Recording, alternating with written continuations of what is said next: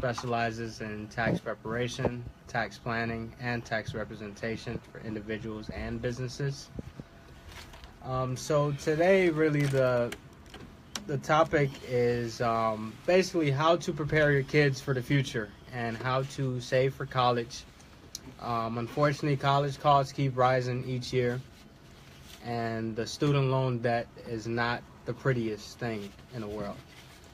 But before going through that, we would like to, kick it off with a market week. See how the market is doing, how your money is doing if you are invested into the market.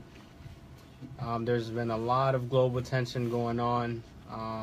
Syria, North Korea, Russia, the United States. All of these things have an impact on the markets around the world. So this is a global thing. Everything you see, the bombs that have been flying off, those all affect money and the stock market. The reason why this impacts it impacts relationships. It impacts all different types of things out there, because in order for the economy to work, we need to work with other countries. And if we're continuously fighting with other countries, they don't want to do business with us. And that affects some of our U.S. companies who do business internationally. As a matter of fact, some companies, most of their operations are overseas. And so with all of these global tensions going on, that can definitely impact our money situations. And always remember that things like your 401k, you might not know, but it's actually invested into the market. It's tied into the market in some way, shape, or form. So this is important to everybody.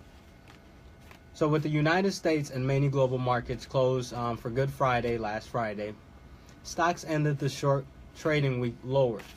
And so we had a slightly bad week. No big deal, but we did end up lower. So trading volumes were low for much of the week, as investors may be concerned with rising tensions overseas in Syria and North Korea, and the continuation of strained diplomatic relationships with Russia. Of the indexes, of the major indexes out there in the U.S., only the Dow Jones losses were under 1% as of last week. On the other hand, the Russell 2000, the NASDAQ, all suffered pretty big losses, falling 1.42% for Russell 2000, and then 1.24% for NASDAQ. Price of crude oil, however, went up from $52.29 a barrel to $52.91 a barrel.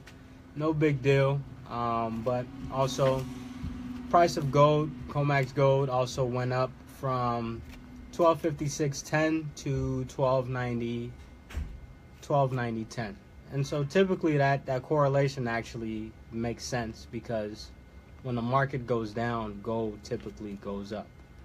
And so gold is a nice hedge strategy. Gold is always a great investment. It's something that it basically, it's very hard for gold to go down in value. And so whenever the market is going down, you want to hold gold or you want to sell it.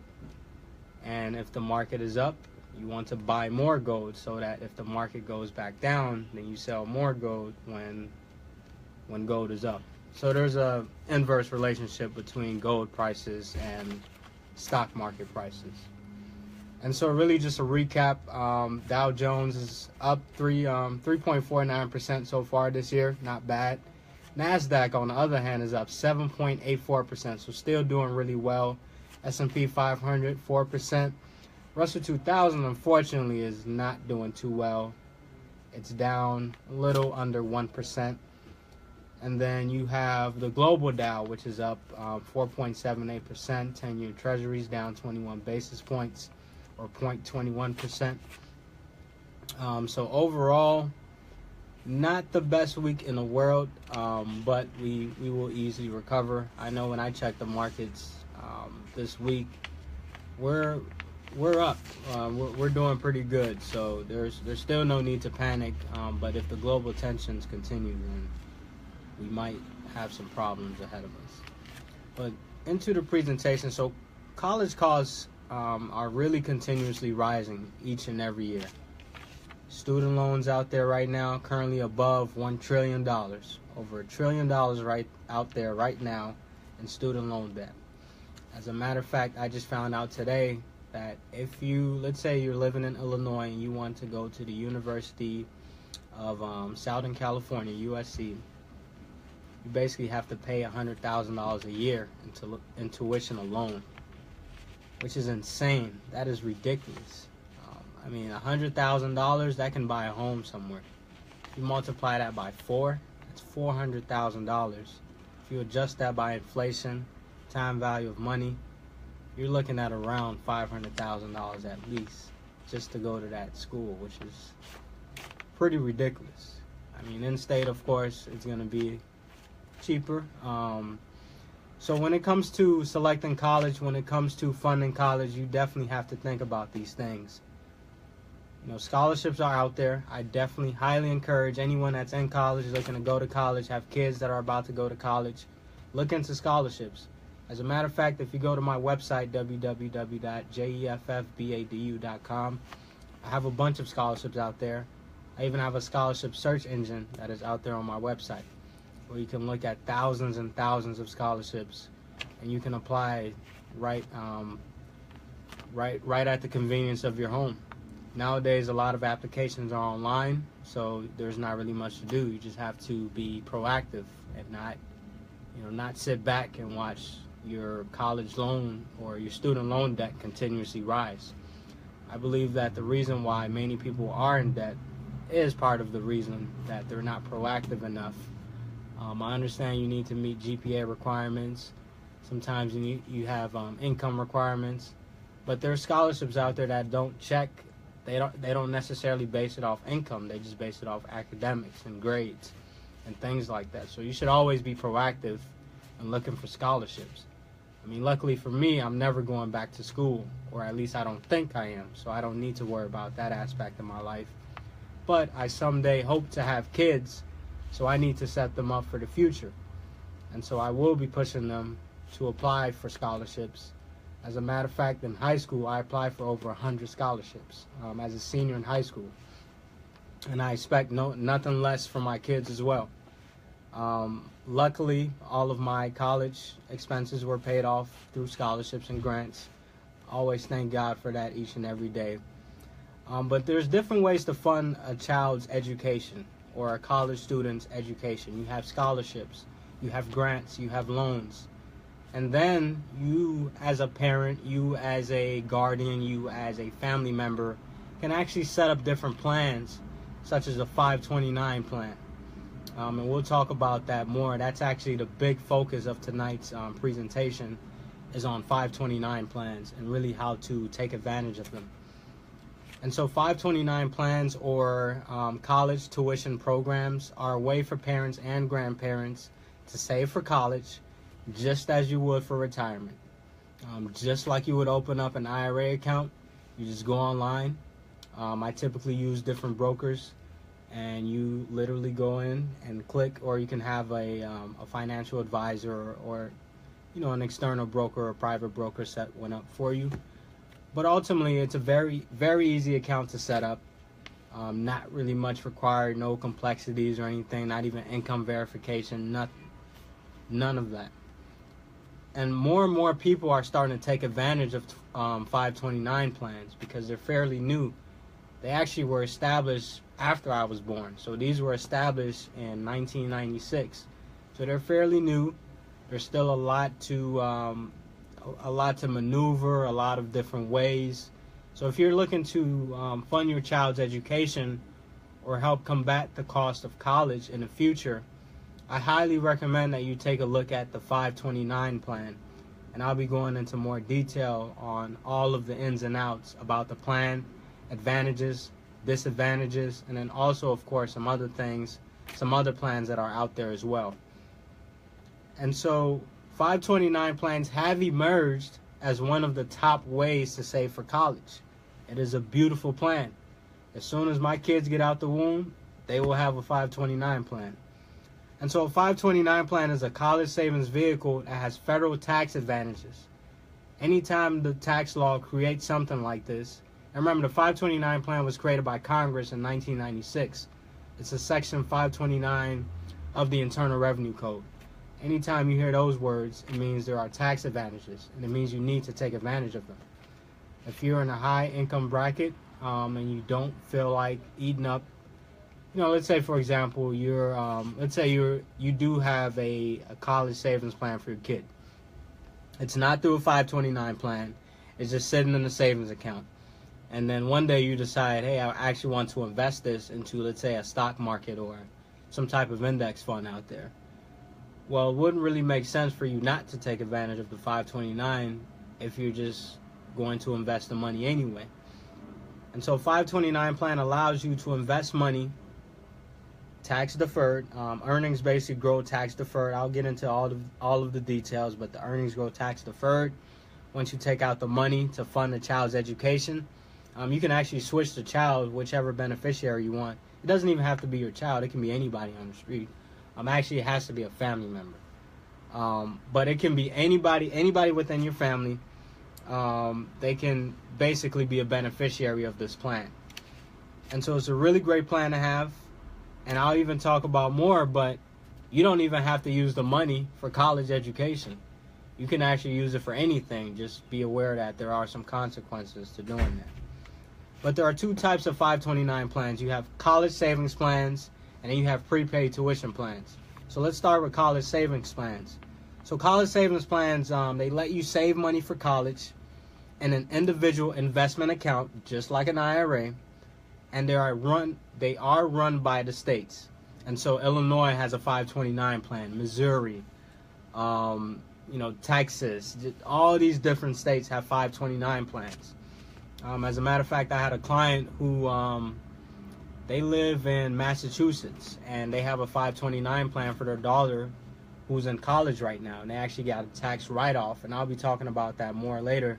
But they actually got to write off the contributions to the 529 plan that they made for 2016, which is pretty nice. If anything, you're getting a tax write-off when it comes to the state side. For federal, it's a bit different, but there are a lot of advantages to having this account. And so college savings plans, they let you save money.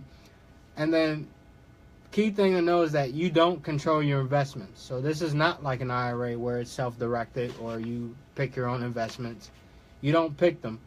You basically pick different options, or you pick different funds in order for the money to be invested into them. Or you're basically the plan administrator is the one that basically does all the investing for you.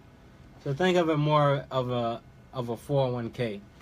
Not really IRA, but it has features of the IRA, but it's more like a 401k because you don't really control any of the investments. And then you can choose when and how much you want to contribute, just like an IRA account. So it's very flexible. You don't have to put $100 a month, $200 a month, $1,000 a year. You don't have to do any of that. You can put $1 today, $1,000 tomorrow, $20,000 a year from now. You can do it however way you want. It's very flexible. And then historically the investments are allocated based on a child's age. So let's say you have a 2-year-old you set up a 529 plan for. You're probably going to put that child into something that's a little more riskier because a child's time span to college is pretty long. But let's say now they're getting to age 17, they're probably going to put it into something a little safer. Maybe some bond funds, maybe some government bonds or something like that. So something a little safer so that when it comes time to take the money out tax-free, you don't have to worry about losing any of it because it's in very safe funds. I mean, the chances of government bonds failing in the U.S. are basically zero. And then you have a wide range of portfolio options. So historically, they have been based on the child's age, but now you have a little more flexibility when it comes to that. And then when it's time for college, this is my favorite part, the beneficiary of your account can use the funds tax-free at any college in the country and abroad. That's very important to remember. So not just in the U.S., but you can also take the child abroad and have this 529 fund your education tax-free. as long as the school is accredited by the United States Department of Education. So the key thing to remember is that the money in the account grows tax-free. Always good thing to remember. Anytime you hear a tax-free investment, you should jump on it as soon as possible. And then, so we've talked about the college savings plan, so let's jump into the second form, which is the prepaid tuition plans. So prepaid tuition plans may be sponsored by the state on behalf of public colleges or by private colleges. So this is something that is a little different from the college savings plans. And so basically with a prepaid tuition plan, it lets you prepay tuition expenses now for use in the future. So it might not make sense. It might not make too much sense. But basically what you're doing is you're predicting a cost. Let's say you're going to the University of Illinois. Your child is about to go to the University of Illinois at Urbana-Champaign. Let's say tuition is going to be $50,000 a year. Multiply that by 4, that's $200,000. So you would basically pitch in that amount, or a portion of that amount, and then you would be accumulating money over time, or somebody will guarantee you saying that, hey, if the cost, because the cost is more than likely going to be more than $200,000. It's probably going to be more like $250,000. And so they'll say that, hey, we'll give you an extra $50,000 if you leave this money in here for the next 18 years or something. And so that's what a prepaid tuition plan does, is you can prepay tuition in advance and hope. Your goal is really to beat inflation. And so at a minimum, the plan hopes to earn an annual return at least equal to the annual rate of college inflation for the most expensive college in the plan. And so advantages of a 529 plan include federal and state tax deferred growth. Basically, the money you contribute to a 529 plan grows tax deferred each and every year. And then you have federal tax-free earnings. And what this means is that basically if you use this money for college, as you should be using the money for college, you can withdraw the money and pay for college, and this is known as a qualified withdrawal. The earnings in the account are not subject to federal income tax. So this is tax-free money, tax-free wealth. If you haven't read a book called Tax-Free Wealth, I highly encourage that you read that book. One of my personal goals is to accumulate wealth tax-free in retirement. So I don't plan to pay a dime in taxes when I get into retirement. And then, so you can contribute up to $14,000 a year. That's a very important number to remember, per child, tax-free. So in the U.S., somehow, some way, when you give something to somebody, whether it be a homeless man or your child, you have to pay. If you give more than $14,000, you basically have to pay taxes on that excess. You don't technically have to pay it right away, but this is pretty complicated stuff, but it gets part of your estate, ultimately. We won't get into all of that detail, but just know that $14,000 a year per child, or you can do a gift splitting where you do $28,000. Let's say you are married. Remember, there's 1,400 more financial benefits for married couples, traditional married couples, than people who are non-traditional or not married at all. And so this is one of those benefits. You can actually, if you're gifting something to somebody, you're allowed $28,000 now instead of just $14,000. And so if I want to give, let's say I want to give $20,000 to my child. Let's say I'm married. Let's say like 5 years from now, let's say I'm married. I have a kid, and I want to give them $20,000 a year until they turn 18. If I was single and had that child, I would have to pay taxes on $6,000 each and every year. Or $6,000 would be part of my estate each and every year. But if I elect, let's say I'm married, and now I elect gift splitting, now that $20,000 is not taxable, not a dime of it. And then with a special election, you can actually contribute a lump sum of $70,000 to this 529 plan, or $140,000. Remember, 1,400 financial benefits for traditional married couples. This is another one of them. You can elect $140,000 as a joint gift, and it will be treated as a gift made over a 5-year period. And then, as I stated before, some states also have tax advantages. You know, the client that was in Massachusetts got the tax write-off for contributing to the 529 plan, which was amazing. Awesome. I mean, just helping her child get through college and got some tax write-offs. So if you think about it, essentially the money now is going in tax-free because she's getting tax write-offs from the state. It basically grows tax-free because she's using it for qualified educational expenses.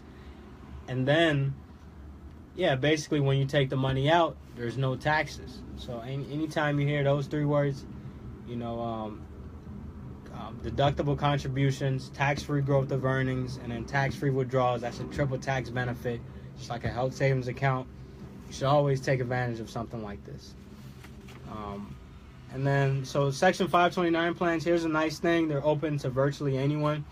Anyone can go out there and open a 529 plan, regardless of income level.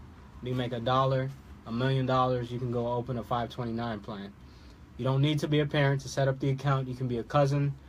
You can be an aunt. You can be anything, really. And then so if you compare that to, let's say, a Coverdale educational savings account, which is another way to save for college education, and I'll talk about that a little bit more, in a few minutes. But your income, so with a Coverdale education savings account, typically your income has to be below a certain level. With a 529 plan, there's no holds bar. And then most plans even have limits of $300,000 or more, which is really nice. Very easy to set up, just like an IRA. I can set up an IRA, help you set up an IRA for you within 5 minutes. And you would have a full-blown IRA account that's operating where you can contribute to it. So it's very easy to set up. And then here's a very important part to remember. You are entitled to change the beneficiary of the account to a qualified family member at any time, as well as be able to roll over the money in one 529 plan or account to another 529 account. Let's say you have 2 kids, you have two plans, 2 separate plans for each kid. Let's say one kid doesn't go to college, they decide to become an entrepreneur and they just skip college. Well, you just transfer the money to the next kid and basically double their contributions. And remember, you can take out this money really whenever you want. Not tax-free. At least the principal is tax-free, but the earnings, you would be facing some tax consequences. But I'll give you a slight hint as to why you might even want to take advantage of this. Say you just set up this plan for some kid that you know in your family. He turns 18, decides not to go to college. You're like, you know what? I really want to start a business. This business is going to generate me, let's say, 30% returns annually. It's like, so what about the 10% penalty? I'm generating 30% returns, let's say, estimated 30% returns. So that's worth it. So now I have money that has accumulated tax deferred, and now I'm only paying 10% on it, plus whatever my regular income tax rate is. And let's say you've been maneuvering throughout the year. There's a lot of different complexities regarding this, but ultimately what I'm trying to say is that it might just make sense to just pull this money out if you have if let's say the kid doesn't go to college, and you don't have any other dependents or any other family members going to college, then you can just take this money out and just say, hey, we live and learn from our lessons. But ultimately, there are disadvantages. With any good thing, there are a few bad things. So there are some fees associated with this account. There's an annual maintenance fee, administrative fees, investment fee. It's not that much, but there are fees associated with the account. I mean, it's too good to be true anyway, so there has to be some type of fees. Unlike an IRA, there's really no fees to manage an IRA unless you have somebody managing it for you. And then, remember, there's a 10% penalty on quote-unquote non-qualified withdrawal of earnings, also known as anything that doesn't go towards a college education. And this is for college savings plans specifically. And remember, you can use the money for virtually anything. So let's say I've maxed out on my IRA, I've maxed out on my health savings account, I've maxed out on my life insurance policies, now I need to look into other options. This is the option that I would look at. 529 plan. Even if I don't think this kid will go to college, I can use this as a shelter, a tax shelter. I can use the kid as a tax shelter and accumulate wealth tax-free. And then once, let's say the kid doesn't go to college, pull out the money, pay your 10% penalty, and call it a day. I mean, think about all the earnings that have accumulated in that account. I mean, some plans might even be growing 20%. And so it just might be worth it in that sense. I wouldn't recommend using it as that primary purpose, but if you're making a lot of money, this might be something that you might just want to look into. And then there's limited control of your investments, which not the funnest thing in the world, but hey, it's out there. And then so other plans, you have the Coverdale Savings Account. So a Coverdale Savings Account, or ESA, Coverdale Education Savings Account, or ESA, is a tax advantage education savings vehicle that allows you to contribute up to $2,000 per year per beneficiary. And it can be for their K through 12 education or college expenses. So it's like, this is another no-brainer. Why would you not do this? One reason why you probably wouldn't be is because there are some income limits. And then you have a U.S. savings bond. And so the interest earned on a Series EE or U.S. savings bond, Series I, is exempt from federal income tax if the bond proceeds are used for qualified education expenses or qualified college costs. And then lastly, but not least, you have custodial accounts. You've probably heard of terms like UTMA, UTMA, or UGMA, UGMA. So a custodial account allows a minor to hold investment assets in his or her own name with an adult as custodian. All contributions to the account are irrevocable gifts. Fancy term, won't get into it today. But irrevocable gifts to your child, and assets in the account can be used to pay for college. So another one of those accounts, if you have a kid, if you have a child, you're making a decent amount of money, you should probably look into one of these accounts. My recommendation is you probably want to lean more towards the 529 plan. But if you don't want to, or if for some reason you don't think it's a good idea, hey, you still have the Coverdale Savings Account. This can be pre-college, pre-K through 12th grade, or for college expenses. You have your U.S. savings bonds. You have your custodial accounts, the UTMA, UGMA, all these different accounts. Or you can choose to, I would say, be like most parents and not save for their kids' education at all, and just let the burden be on a child, or be on a kid whenever they get to college. And now they have to take out student loans at a pretty decent interest rate. Although you can write off the interest, I would much rather not have student loans if I can get the money in other fashions, like a scholarship or a grant. But just think about your kid's future when it comes to these things, that your child is probably going to go to college. They're probably going to, if you set them on the right track. And not saying that college is the best place in the world. I know a lot of entrepreneurs who have made it without a formal college education. I do think it's important, and I personally think that it is, it's not required, but I highly recommend a college education just in case the entrepreneur route doesn't fall through. Because, hey, who knows? The reason why I got a bachelor's degree and a master's degree is because, hey, who knows? For one, I needed it to get my CPA license, but it's a backup plan as well. If this whole entrepreneurship thing, owning multiple businesses thing doesn't work out too well, then hey, I'll just go back to my old life and be a full-time employee, which I really don't want to do, but that is an option at least. You always want to create options for yourself. So if you don't want to put your kids through a lot of college debt, I highly advise you open up one of these accounts: the 529 plan, college savings account, U.S. savings bonds, custodial account. And so you have a lot of options when it comes to saving for college. And I definitely thank you all for tuning in today. Hope you learned something.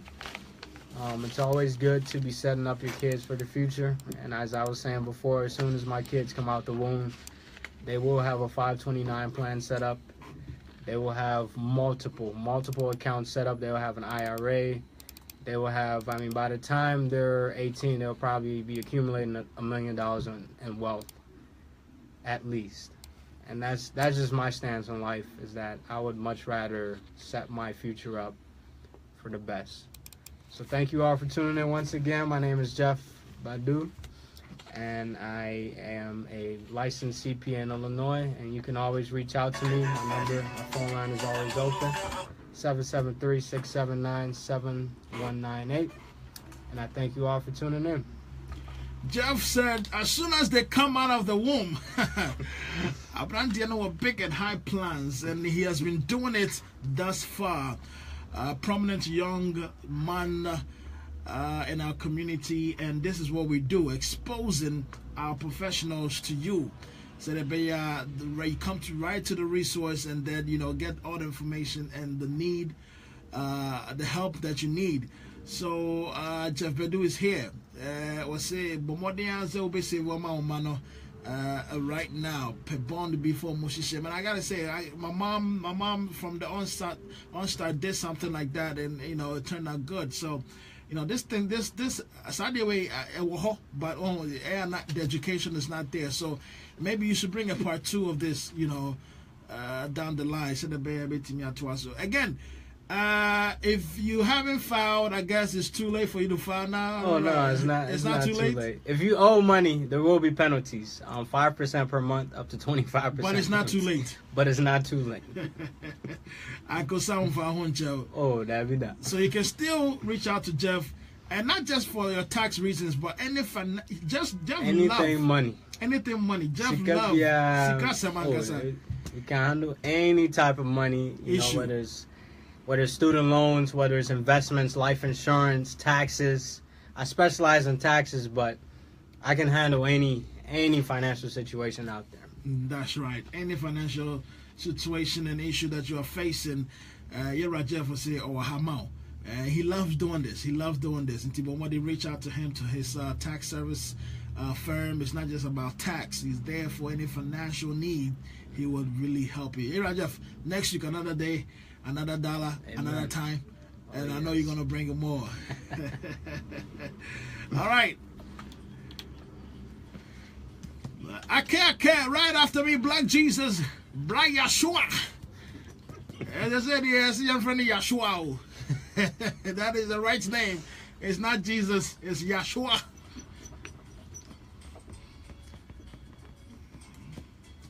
Special greetings to the legend himself, Mr. Bafuaseji. I love this man.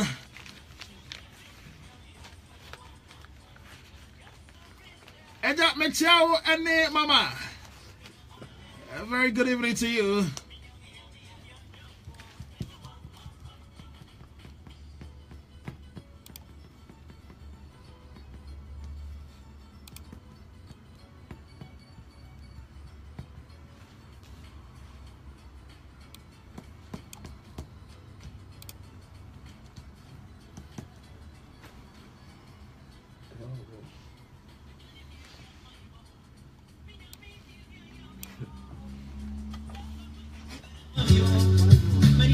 This was almost supporting.